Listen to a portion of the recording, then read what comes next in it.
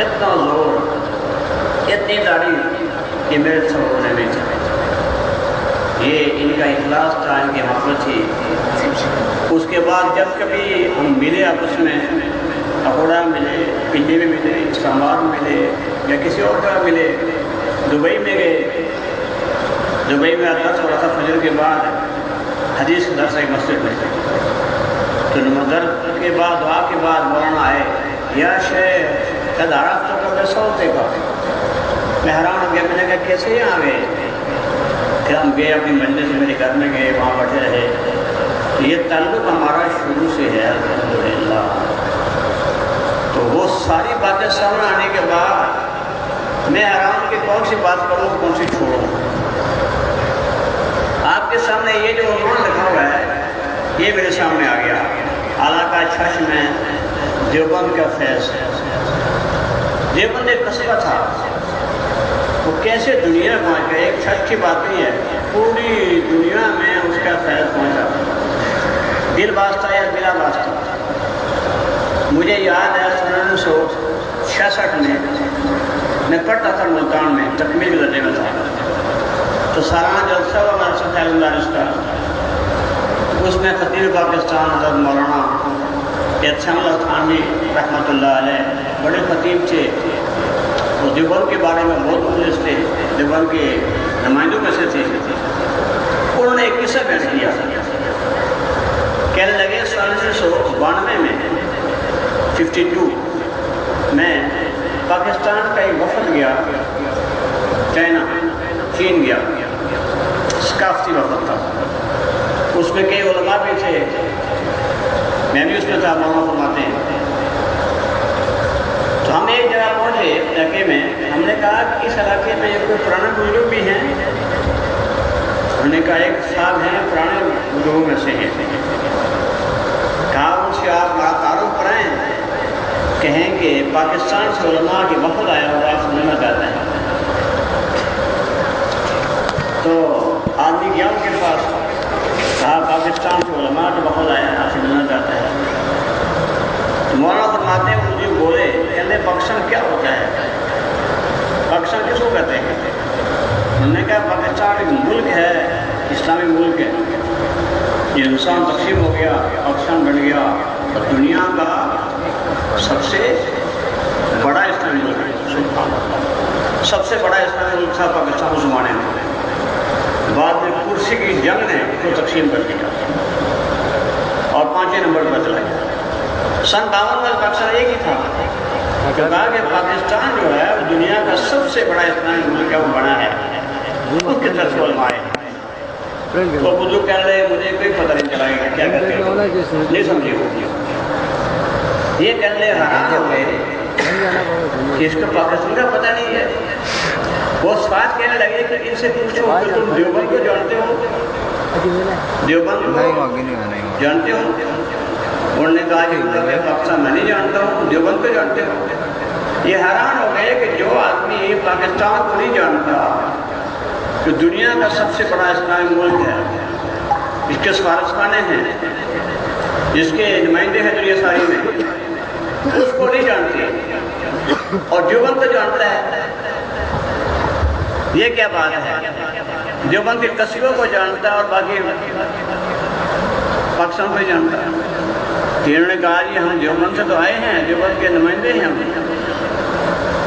اس کے بعد بڑے میاں ملے تو کہنے لگے بڑے میاں آپ یہ بتاؤ کہ آپ کی لاعلمی کا یہ عالم ہے کہ پاکستان جیسے ملک کو نہیں جانتے، اور دیوبند ایک قصبہ چھوٹا سا، اس کو کیسے جانتے ہیں؟ تو انہوں نے کہا کہ میں نے 1932 میں دیوبند دورہ حدیث کیا. سبحان اللہ. ان پہاڑوں کے اس طرف چین کا ملک ہے. ان بزرگوں کو کس نے بتایا کہ دیوبند ایک قصبے میں ایک دارالعلوم ہے، وہاں پڑھتے پڑھاتے ہیں. وہ وہاں سے یہاں آئے، آ کر پڑھا، دورہ حدیث کیا اور پھر یہاں سے واپس کیا. پاکستان کے ملک کا ان کو پتہ نہیں ہے، لیکن دیوبند کا ان کو پتہ ہے. میں ایک دن بیٹھا ہوا تھا مسجد حرام میں، ہم بیٹھا کرتے مولانا کے ساتھ ہیں، قبلیہ کے بعد بیٹھا کرتے تھے. تو جمعے کا بات کا ٹائم تھا، تو نماز پڑھنے سے سارے بھی بیٹھے ہوئے تھے، ایک بزرگ آئے، غالباً بمبئی کے تھے، وہ ویل چیئر پہ لائے ان کو، اپنے بیٹے کو آ کے رو رہے تھے بیت اللہ کے سامنے، کانپ رہے تھے، کہنے لگے اللہ مجھے معاف فرما دے گا، مجھے معافی مل گئی۔ تو بچے کہہ رہے تھے ہاں بھائی آپ کو معافی مل گئی، اب معاف ہو گئے ہیں۔ عجیب طرح سے رو رہے تھے وہ۔